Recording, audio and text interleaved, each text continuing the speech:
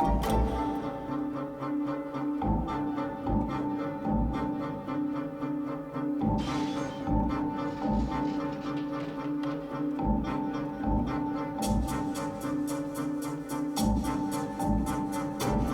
I remember thinking, big studio won't have a cutting edge to it.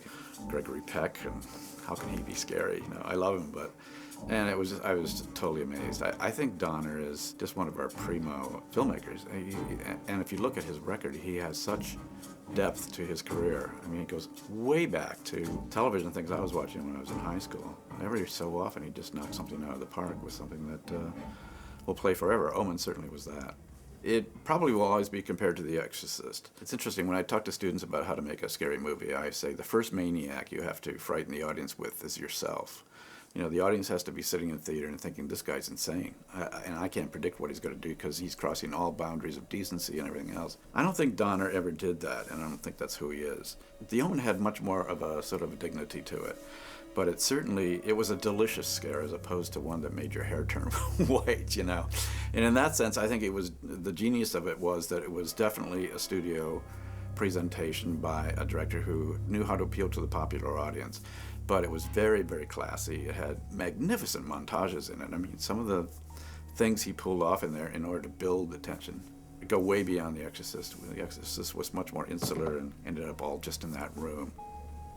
The movie stars that he used were, very midstream movie stars, very, very good ones, but certainly Gregory Peck goes all the way back to Kill a Mockingbird as sort of an establishment figure at the highest level, and to have him in a film that was dealing with this kind of material was really unusual, and I think that's part of the scariness of it, is that they had this guy of such immense dignity. He seems to be sort of almost magisterial, he just seems to be on this level of our culture's taste and seriousness. But I think that all worked so great because it wasn't some guy screaming in flop sweater or anything. It was this incredible dignity. But when he got scared, then you figure, well, I definitely have to be scared.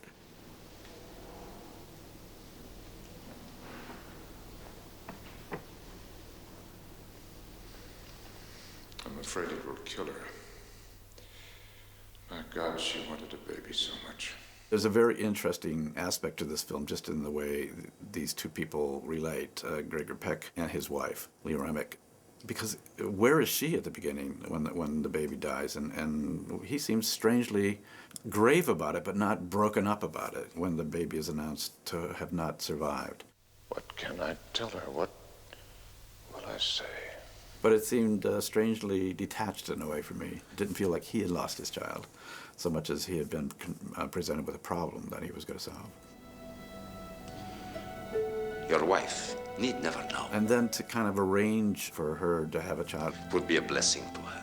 Without consulting her. And to the child.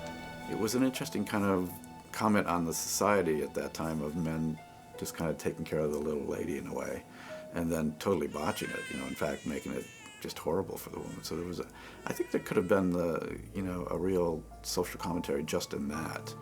But that, that kind of was his character. I mean, this is a man who deals on sort of very subtle levels, and, he's part of the management of the whole country in a way. The fact that it was shot in Rome and London gives it a sort of gravitas. If you're doing something that goes back to the very roots of Christianity, and perhaps even beyond that into the pagan religions, with these kind of devil figures, you have to go back to the old country.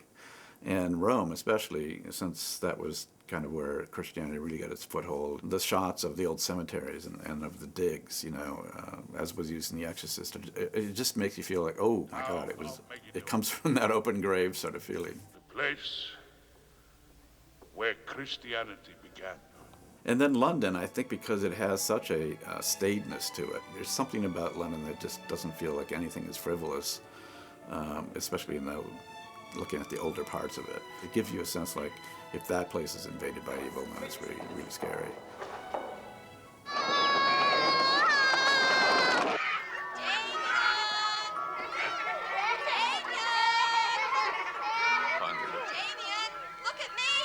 It's a great moment when the first nanny kills herself, because the way Donner did it, you never see her, you know, getting the rope. You never see her. You don't even know where she is when she says this extraordinary thing. Look at me, Damien. It's all for you. But it's close shots, and you have no idea where she is. You just think she's gone across the line somehow, and then you have this wide shot, and she jumps out. Just the details of the body smashes the window, and you know, it's done in ways that it always has those touches that just make it extraordinary rather than just ordinary. And then he spent a long time on faces, kids and people just staring, but it wasn't totally horror. It was just this almost looking at another front page of a newspaper bringing bad news, but you're almost inured to it a little bit. David Warner's an interesting actor. Just that acquiring camera, always, you know, sort of that time when motor drives were brand new, of this mechanical observation of everything. Well, that's all right, Mr. Ambassador. Let's just say you owe me. Corporal? I used him actually in Scream 3 as a professor, just because I'd always wanted to work with him. He has that sort of bloodhound look to him, you know. He was a great character too, and very sympathetic in a way that he was really the only person that you felt like he was totally outside of religion, in a way. And yet he had to begrudgingly admit that there was something there because it was stalking him at a certain point. He has that very early phenomenon of the markings on the photograph. This is a photographer. I mean, he would know that it's not on the negative, and it's not in his enlarger. At a certain point, he would check everything.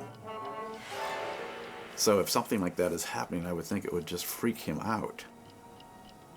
And I think he kind of just stumbled on the gravity of the situation by the events that had happened and that he had photographed, and then could go back and check. So to him, it wasn't sort of you know, faith or charity or any of these sort of abstractions. It was actual markings on his photographs.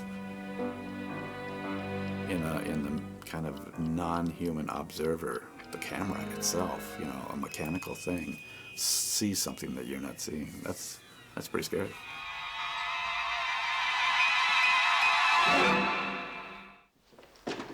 Ambassador and Mrs. Thorne. How do you do? Hello. I know it's a difficult time for you, so I'll not intrude on your grief. I'm here to take away some of your troubles and anxieties. Mrs. Balak is great because she comes in like Mary Poppins. I'm going to make everything all right, you know? And just you people relax now because you're in the hands of a good English nanny. She didn't eat up the scenery. It was great until very, very late in the movie.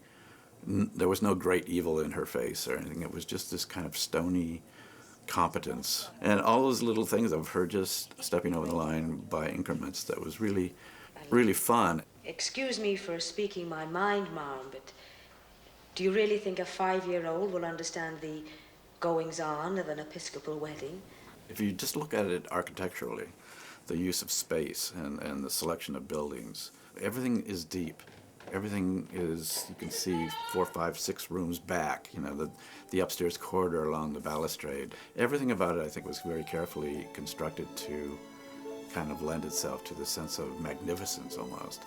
And the use of camera is wonderful. The lighting is that classic, very delicately lit technique that I think came out of England, and people that just designed every shot like a painting. And that's part of what gives it its dignity. What's the matter, Damien? Oh, you had to get that sense of a child that could go from looking at you like a child to somebody that was almost fully mature and was truly evil. It's not easy to get with a child, you know. The eyes were very particular, kind of gray, slaty blue, very much like the nanny, by the way. And he had the ability to look truly evil, which, you know, it's not easy for a child. They don't even have the concept.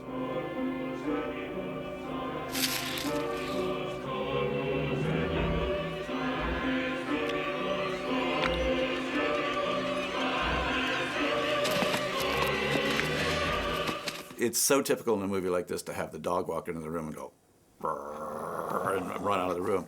For him, he had giraffes and baboons, and they attack a whole car, and it's like, it's on such a great level that, you know, as a filmmaker, that's hard as hell to get. You know, how do you put your in a car with baboons trying to tear the thing apart and not endanger them, for instance. Those animals are so incredibly powerful. A baboon is like a minotaur. It's got a body that's kind of like a man and kind of like chimpanzees, but then it's got this head that's like the worst dog you ever want to meet in a dark alley.